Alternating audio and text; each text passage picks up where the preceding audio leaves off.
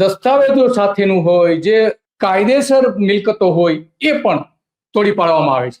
આવી જે ઘટના બની છે કોડીનારમાં, અને કોડીનારમાં જે ફરિયાદ જે નોંધાઈ છે એમાં એ પ્રમાણે આ દુકાન જે છે, દુકાન એક તોડી પાડવામાં આવી છે.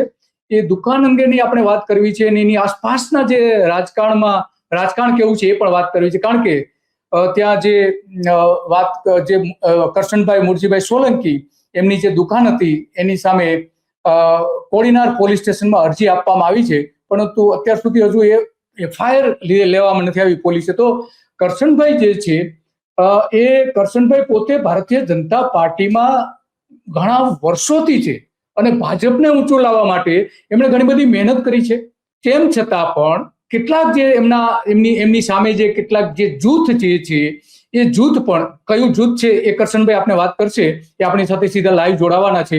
તો એ કઈ રીતે પરેશાન કરે છે, કઈ રીતે દુકાન ઉપર બુલડોઝર ચલાવવામાં આવે છે, જે પોલીસને જે આપવામાં આવી છે ફરિયાદ, હજુ લીધી નથી, પણ જે પોલીસને જે ફરિયાદ આપી, લેખિતમાં ફરિયાદ આપી છે ટાઈપ કરેલી, એ ફરિયાદ પણ આપણે જોઈશું હમણાં થોડી વારમાં. તો આ જે ગ્રુપ જે છે એ બે ગ્રુપ છે ભારતીય જનતા પાર્ટીના. એક ગ્રુપ એ બીજા ગ્રુપને હેરાન કરી રહ્યું છે. તો આ બધી જ આપણે વાત કરવી છે અને આપણી સાથે કરશનભાઈ સોલંકી આપણી સાથે જોડાઈ ગયા છે.